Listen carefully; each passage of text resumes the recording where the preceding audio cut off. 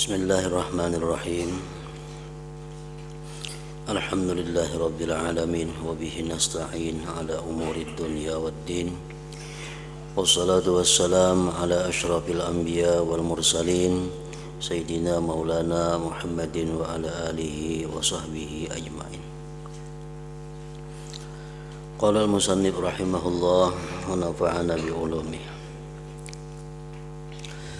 Dan janganlah engkau memberi nasihat kepada mereka, maksudnya kepada mereka kenalan yang bukan sahabat karib. Dan janganlah engkau memberi nasihat kepada mereka kenalan yang bukan sahabat karib, selagi engkau belum melihat pada mereka tanda-tanda akan menerima nasihatmu.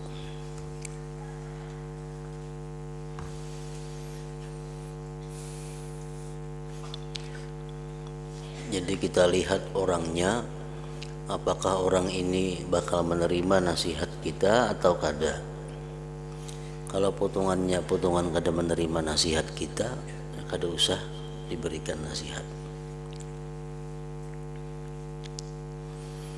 Kalau tidak,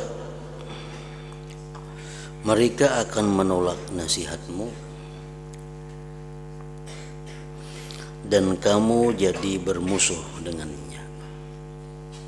Kayaknya jadi tapahwal.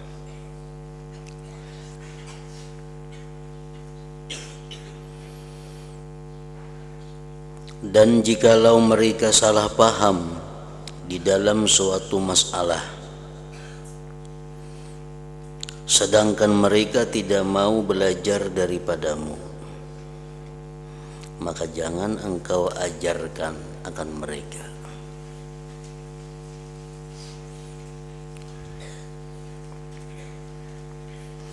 Karena mereka akan mengambil ilmu daripadamu, kemudian lalu mereka akan menjadi musuhmu. Namun mereka itu kenalan kita yang bukan akrab, kada mengerti satu masalah, dan mereka kada hendak betakun, jangan dipadahkan. Karena mau dipadahkan karena inya dapat ilmu dari kita akan dimusuhinya.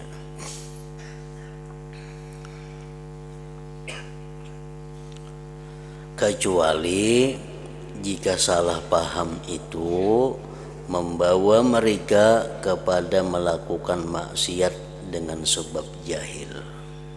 Nah, kecuali masalah agama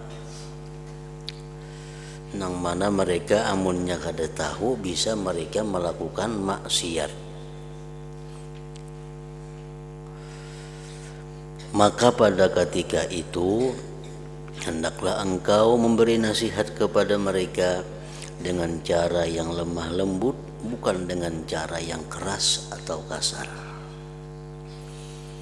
Nah, apabila masalahnya ini masalah agama, masalah yang bila kita biarkan mereka itu akan jatuh di dalam perbuatan dosa, itu baik mereka bertakun atau kada, baik mereka minta nasihat atau kada, itu kewajiban daripada kita untuk memberikan nasihat dengan cara yang lemah lembut. Kalau masalahnya masalah agama yang bisa membawa kepada kemaksiatan. Jam sembahyang umpamanya, kita melihat bahwa perbuatan sembahyangnya itu ada yang salah. Nah, baik mereka minta nasihat atau kada, baik mereka bertakun atau kada, itu kita berkewajiban untuk menerangkan yang benar, walaupun kada akrab lawan kita orang tersebut. Itu kewajiban daripada setiap orang Islam. Misalnya bacaannya kah yang salah, atau atau gerakan rukuknya kah yang salah, atau gerakan sujudnya kah yang salah, kita melihat, nah kita berkewajiban memberitahuinya. Itu lain lagi masalahnya dengan masalah yang di atas tadi.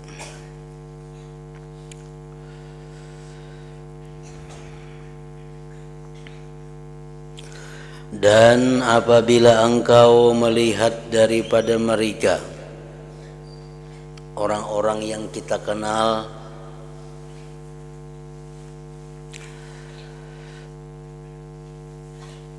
akan kemurahan dengan harta atau kebaikan pada pergaulan, maka bersyukurlah kepada Allah yang telah mencampakkan kecintaan mereka terhadap dirimu. Orang yang bukan akrab lawan kita itu tetapi inya pemurah atau baik dalam pergaulannya kepada kita, padahal ada akrab. Nah, syukurlah kepada Allah karena Allah telah melontarkan kecintaan di dalam hatinya orang itu kepada kita. Dan apabila engkau melihat daripada mereka akan kejahatan, maka serahkanlah urusan mereka kepada Allah Ta'ala dan berlindunglah dengan Allah daripada kejahatan mereka, dan jangan engkau berkata bagi mereka, kenapa kamu tidak mengetahui kedudukanku? Aku adalah Fulan bin Fulan, aku adalah Al-Fadil Fulan bin Fulan yang banyak mempunyai kelebihan di dalam ilmu pengetahuan. Nah, kalau orang yang kita kenal tadi berbuat kurang baik terhadap kita, berbuat yang kurang pantas kepada kita, janganlah kita mengatakan kepadanya, kamu kada tahu lawan aku ini Fulan bin Fulan. Nah, jangan macam itu artinya, karena perkataan ini adalah perkataan orang yang jahil. Dan yang lebih jahil daripada itu lagi ialah orang yang menganggap dirinya suci dan memuji diri sendiri. Itu lebih jahil lagi daripada orang yang berbuat jahil kepada kita.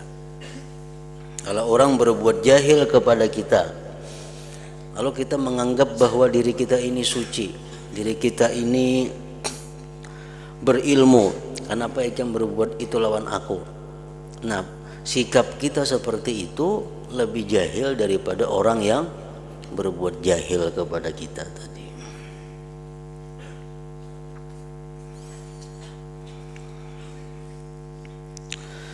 Dan ketahuilah olehmu bahwa Allah tidak menuturkan lidah mereka untuk mencelakmu kecuali karena ada dosa yang telah engkau lakukan. Kalau ada orang yang mencela perbuatan kita, kalau ada orang yang mencaci maki kelakuan kita, maka itu adalah merupakan kafarat penebus dosa-dosa yang telah kita lakukan, sehingga kita di akhirat akan terbebas selamat daripada dosa-dosa itu. Dan ketahuilah olehmu bahwa Allah tidak menuturkan lidah mereka untuk mencelakmu kecuali karena ada dosa yang telah engkau lakukan. Setiap celaan, caci maki yang dialamatkan kepada kita itu sebenarnya adalah penebus daripada dosa-dosa yang dahulu kala telah kita lakukan, sehingga dengan itu kita selamat di akhirat.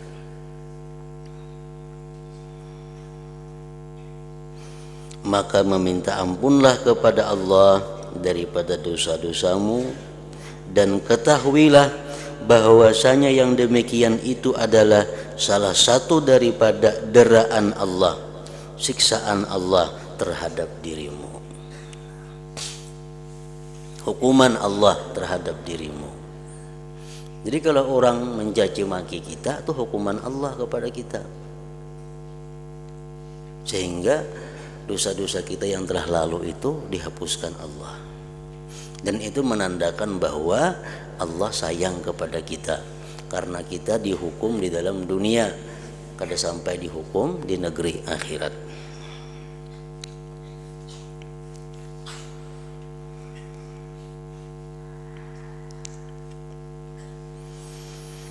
Dan hendaklah engkau mendengari segala percakapan mereka yang benar. Perkataan kenalan-kenalan kita yang benar, dengari. Dan tidak mengambil peduli dengan perkataan mereka yang batil atau keji. Dan hendaklah engkau menyebutkan kebaikan mereka dan berdiam daripada memperkatakan kejahatan mereka. Nah, kalau kita menceritakan kepada orang lain tentang kenalan kita, maka ceritakanlah yang baik-baiknya. Jangan engkau ceritakan kejahatan-kejahatannya kepada diri kita.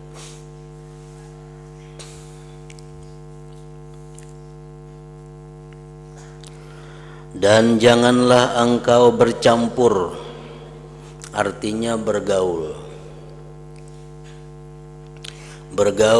dengan ulama ahli fikih pada zaman ini. Apatah lagi mereka yang hanya banyak sibuk dengan masalah khilafiyah, ilmu masail khilafiyah dan perdebatan.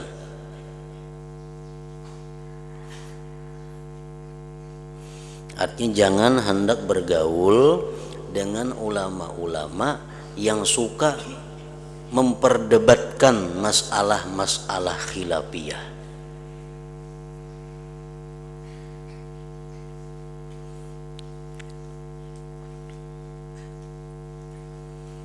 Maka jauhilah mereka.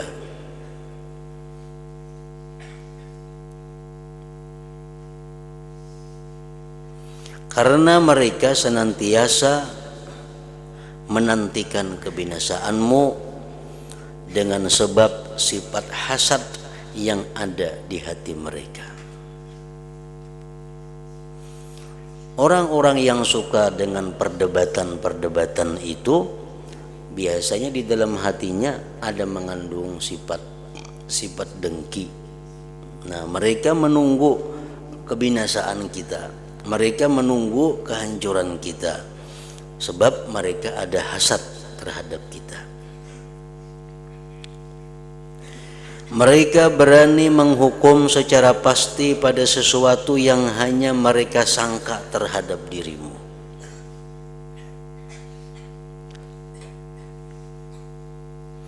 Dan mereka senantiasa menyebut keaibanmu apabila engkau luput daripada pandangan mereka. Bila kita ada di hadapan mereka, mereka akan menyebutkan keaiban-keaiban kita. Itulah kalau kita bergaul dengan ulama-ulama fikih, ulama-ulama yang suka berdebat, ulama-ulama yang suka mempermasalahkan masalah khilafiyah. Mereka suka menyebut-nyebut kesalahanmu apabila mereka berjumpa sesama sendiri, lalu akhirnya mereka akan berani berhadapan dengan engkau dan terus terang menyebutkan kesalahanmu dengan dada yang penuh meluap-luap kemarahan.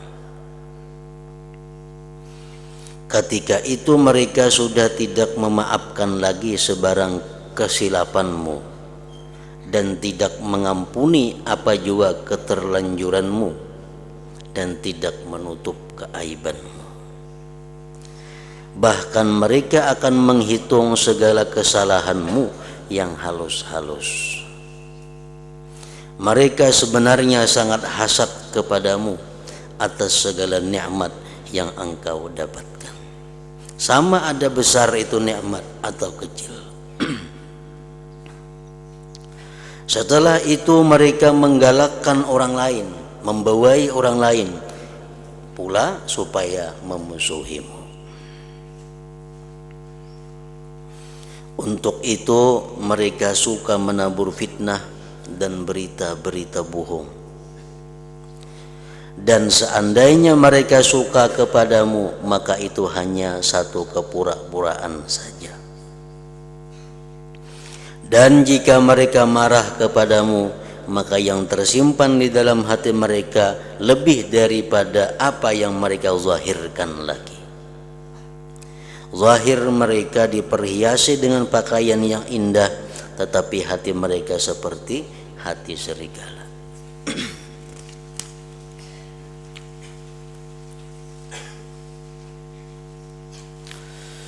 Apa yang telah aku sebutkan ini adalah suatu kenyataan yang dapat dilihat dengan jelas kecuali orang yang dipelihara oleh Allah Subhanahu wa taala.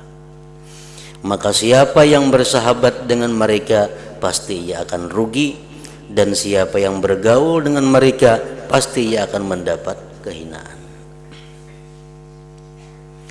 Maka inilah keadaan kebanyakan orang yang telah menunjukkan persahabatan denganmu.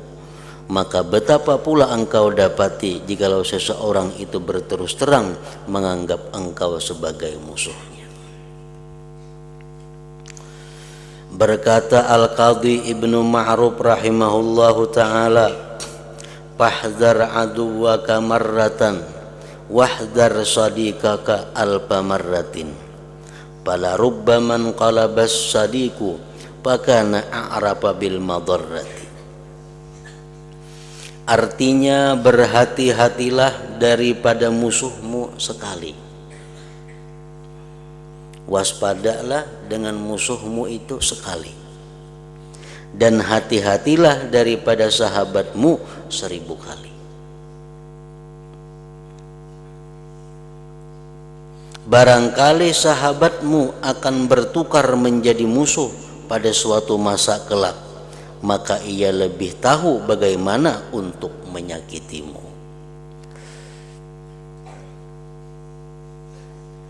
Jadi artinya, kalau kita disuruh berhati-hati dengan musuh, dengan sahabat itu lebih berhati-hati lagi. Karena siapa tahu sahabat ini nanti akan menjadi musuh kita. Maka dia akan mengetahui segala kelemahan kita.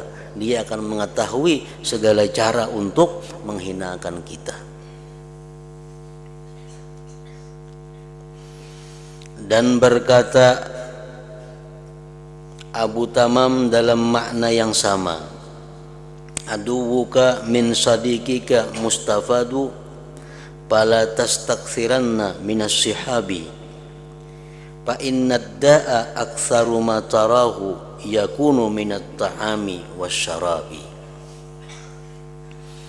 Artinya, banyak musuh yang jadi daripada sahabatmu. Musuh itu kebanyakan berasal dari sahabat kita. Musuh itu biasanya dari sahabat kita. Orang-orang yang tidak kenal kepada kita itu jarang memusuhi kita. Justru yang banyak memusuhi kita itu adalah sahabat-sahabat dahulunya. Oleh itu, janganlah engkau memperbanyak sahabat. Coba engkau lihat, kebanyakan penyakit adalah berpuncak daripada makanan dan minuman. Penyakit-penyakit itu biasanya datang daripada sesuatu makanan yang sering kita makan dan minuman yang kita minum. Dan jadikan dirimu seperti apa yang dikatakan oleh Hilal bin Ala dalam syairnya,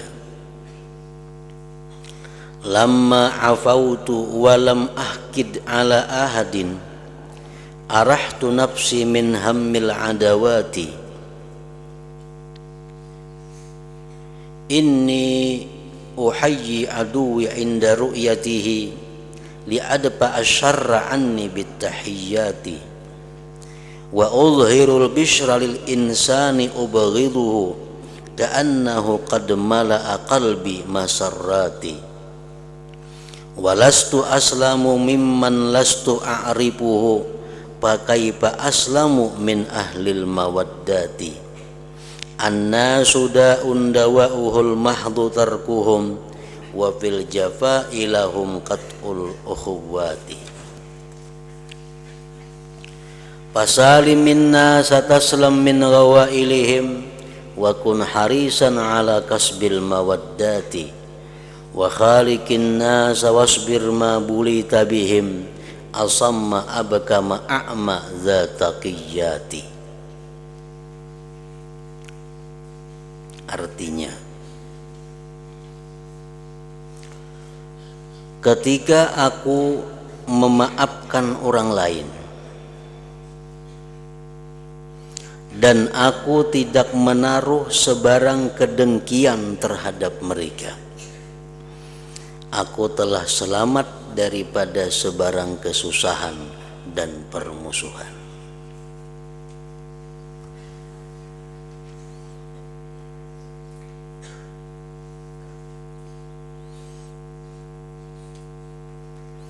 Aku memberi penghormatan kepada musuh ketika aku berjumpa dengannya. Dengan cara ini aku dapat selamat daripada kejahatan mereka. Ketika aku menunjukkan kegembiraan terhadap orang yang hendak aku marahi, maka aku berjaya memenuhi hatiku dengan kebahagiaan. Sebenarnya aku masih belum selamat daripada kejahatan orang yang aku tidak kenali. Maka betapa aku akan selamat daripada kejahatan orang yang sudah aku cintai. Dengan orang yang belum patuh saja kita belum selamat dari kejahatan mereka, apalagi dengan orang yang kita cintai. Manusia itu sebenarnya penyakit, dan cara menyembuhkannya hanya dengan tidak mencampuri urusan mereka. Tetapi memutuskan hubungan sama sekali adalah tidak baik, karena itu bermakna memutuskan ukhuwah.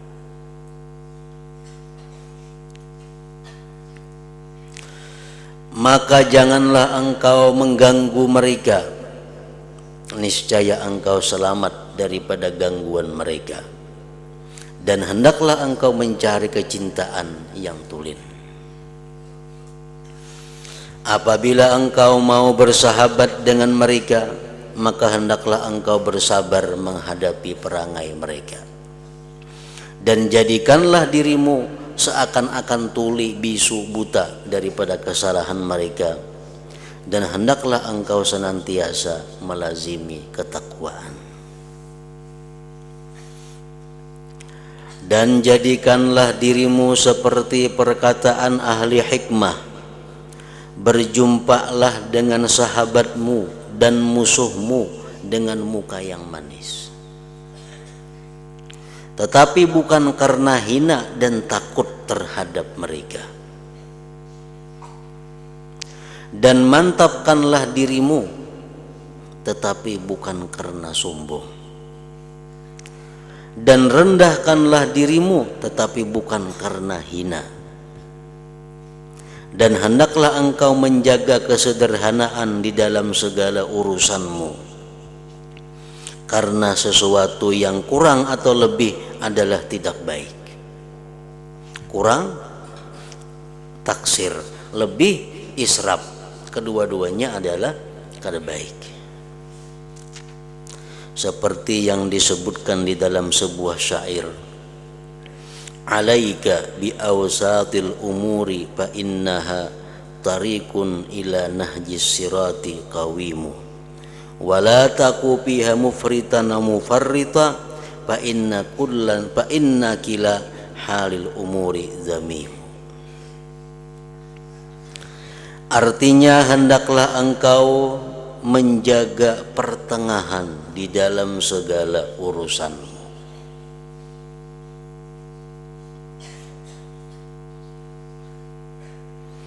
Pertengahan itu jalan yang paling baik di dalam menuju kebahagiaan.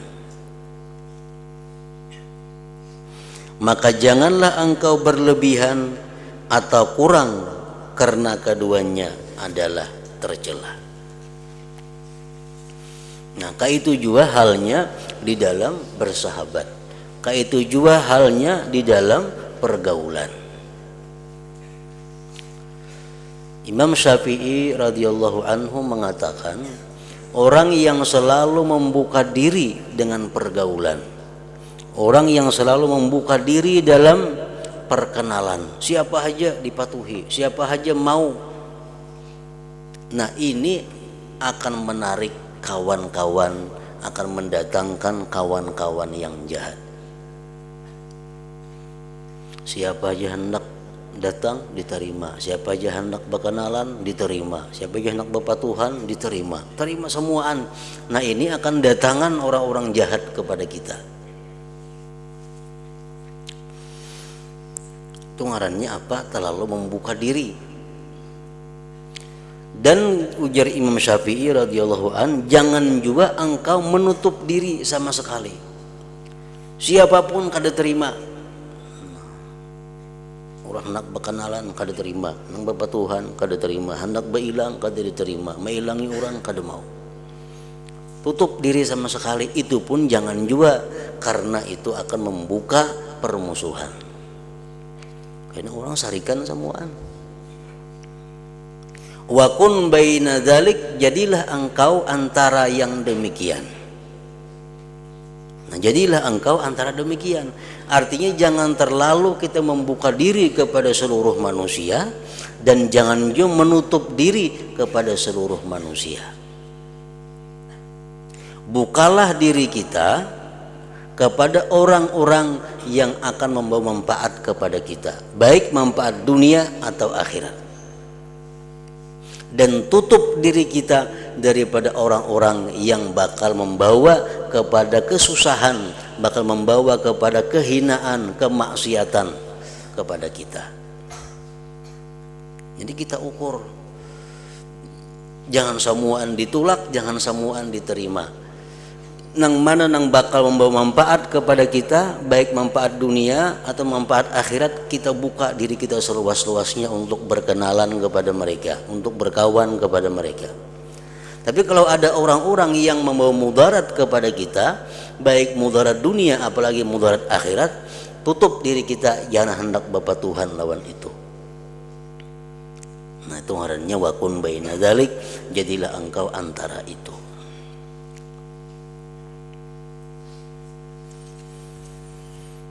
Dan jangan engkau memandang hebat terhadap dirimu.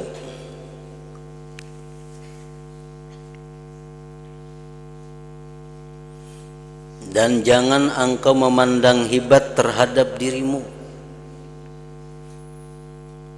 Itu baik dalam hati seorangan, sudah tidak disukai Allah, apalagi lawan kakawanan bepandir bepada hebat, nah makinnya kada baik lagi. Dan jangan engkau memandang hebat terhadap dirimu.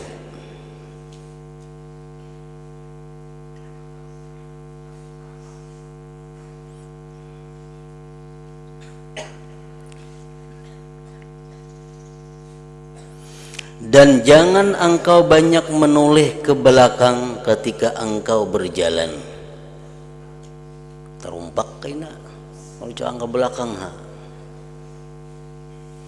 Dan jangan banyak menoleh ke belakang ketika engkau berjalan.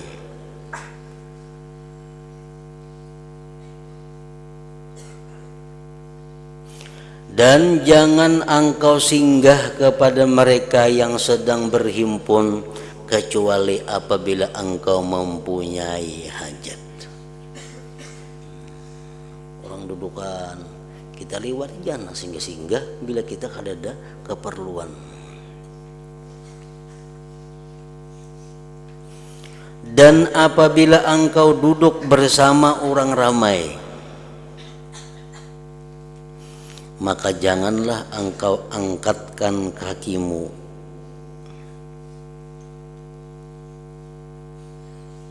Janganlah engkau angkatkan kakimu.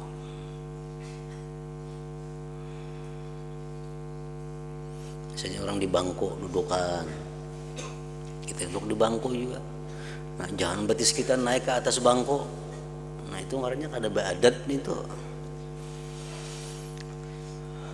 Maka janganlah engkau angkatkan kakimu dan jangan engkau menyilang jari-jarimu. Itu menyilang jari-jarimu. Hal-hal nangka ini banyak kada disukai oleh para ulama. Baik sorangan, baik di tengah orang banyak, baik perhatian mendengarkan apa, nangka ini banyak kada disukai oleh orang-orang dahulu. Ada yang mengatakan bahwa perbuatan seperti ini adalah menutup hati.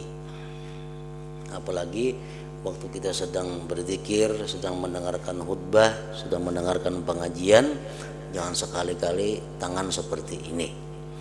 Karena ini menutup hati. Nah, itu ujar orang-orang para ulama dahulu.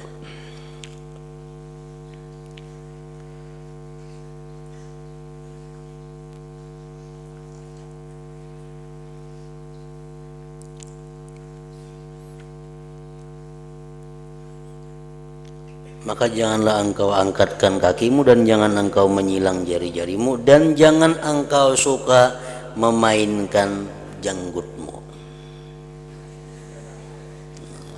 Sambil dengarkan orang khutbah, orang ceramah, nah ngusut-ngusut janggut gawian. Itu menunjukkan adalah ketidakseriusan, ketidakperhatian kepada apa yang disampaikan. Dan jangan engkau mencungkil gigimu atau mengurik lubang hidungmu dengan jari. Kada bagus juga orang banyak itu. Nah, manu gigilon bilah kayak kesulitan itu nah. Tengah orang bicara apa misalnya. Kita mengurik telinga, mengurik hidung. Dan jangan terlalu banyak meludah atau mengeluarkan apa itu kahak.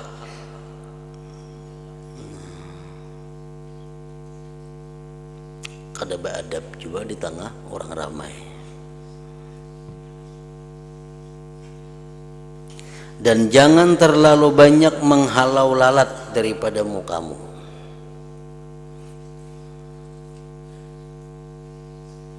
Dan jangan engkau suka menguliat atau menguap di hadapan orang ramai. Atau ketika engkau sedang sembahyang dan seumpamanya, apalagi rahatan sembahyang.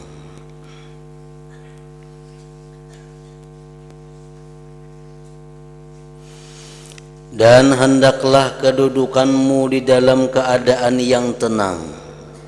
Percakapanmu teratur dan tersusun, dan dengarkan baik-baik perkataan orang yang bercakap-cakap denganmu tanpa terlalu menunjukkan keherananmu yang bersangatan.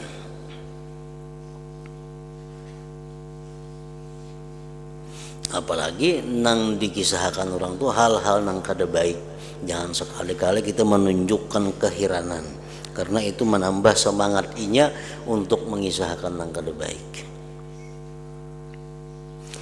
Dan jangan engkau suka meminta ulang percakapan orang yang bercakap denganmu. Ulang ipang lagi, jangan kayak itu. Dan jangan engkau suka meminta ulang percakapan orang yang bercakap denganmu. Dan berdiamlah daripada bercerita tentang kebanggaanmu terhadap kejayaan anakmu. kada baik itu mengisahkan kepintaran anak, mengisahkan kejayaan anakku tuh ini kada usah dikisahkan itu. Dan berdiamlah daripada bercerita tentang kebanggaanmu terhadap kejayaan anakmu atau keindahan syairmu atau kehebatan karanganmu dan segala urusan pribadimu. Nah, jangan hendak berkisah lawan itu, karena itu salah satu menunjukkan kemuliaan diri. Kita mengisahkan kemuliaan anakku berarti sama mengisahkan aku. Anakku tuh ini berarti sama aku nangharat artinya, karena itu adalah anakku. Nah, mengisahkan kejayaan anak itu sama halnya berarti mengisahkan kejayaan sendiri. Mensucikan anak berarti mensucikan anakku tuh ibadah orangnya ini sama ya, artinya aku, apalagi anakku aja nangka itu apalagi abahnya.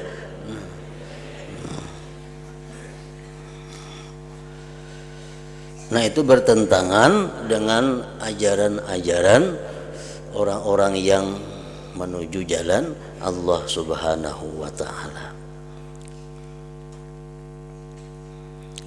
Para ulama terdahulu mengatakan, memberikan nasihat kepada kita, kalau engkau hendak menjadi orang yang baik, kalau engkau hendak menjadi orang yang mulia di sisi Allah dan di sisi manusia, di sisi makhluk Allah, maka lakukanlah beberapa hal. Pertama, ujar mereka mengatakan, setiap kali kita berada di perkumpulan orang ramai, setiap kali kita berada di perkumpulan orang banyak, maka tundukkanlah kepalamu sejenak, bertunduk satu mat, dan di situ hadirkan dalam hati kita bahwa sabarataan nang hadir di sini, orang yang paling hina itu adalah aku. Tumat aja, masih 2-3 detik. Nah, kita berkumpul, cuma orang banyak arannya. Jadi sebelum kita bila-bilakah dalam perkumpulan itu, kita tundukkan kepala kita, kita hadirkan dalam hati kita satu mat. Namun menjadi tukang ceramah, sebelum ceramah hadirkan dalam hati satu mat aja bahwa semua yang berkumpul di sini, orang yang paling hina itu adalah aku.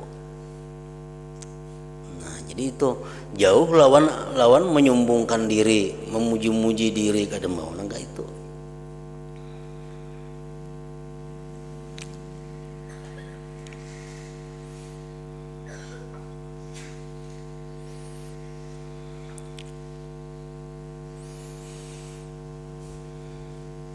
Yang kedua,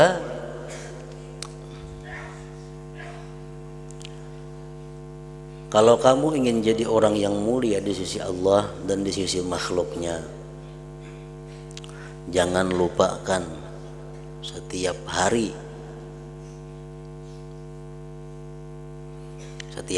jangan lupa mendoakan kebaikan seperti yang engkau minta untuk dirimu, begitu pula kepada orang-orang yang memusuhimu.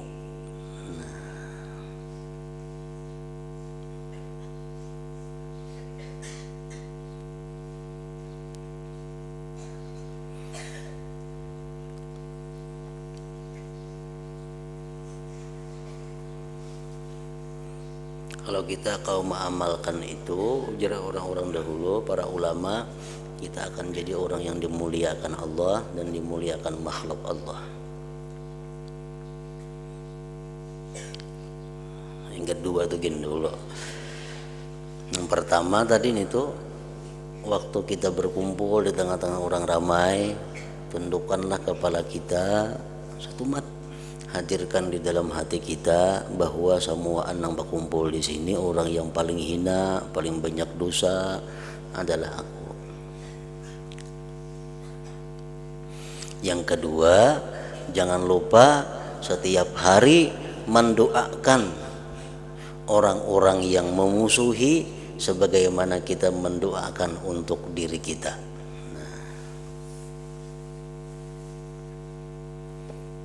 Contoh doanya atau umpamanya kita berdoa, Allahumma ghfirli wa liwalidayya warhamhuma kama rabbayani shaghira. Umpamanya aja contohnya. Mungkin menampakkan yang didoakan, Allahumma ghfirli wa liwalidayya warhamhuma kama rabbayani shaghira. Allahumma rzuqni rizqan wasi'an halalan thayyiba. Allahumma rzuqni ilman nafi'a wa amalan shaliha. Allahumma hfazni wa hfaz man ma'i wa ma'i minal bala wa syarri kulli dzar. Allahumma khtim li bi husnil khatimah. Umpamanya doa kita. Lalu di ujung doa itu kita tambahi sedikit, Allahumma fa'al misla dzalik biman adani. Ya Allah, perbuatlah seperti apa yang ulun minta kepada engkau tadi untuk orang-orang yang memusuhiku. Allahumma fa'al misla dzalik biman adani. Bujur-bujur ya mintaan itu artinya, jangan muntungnya aja.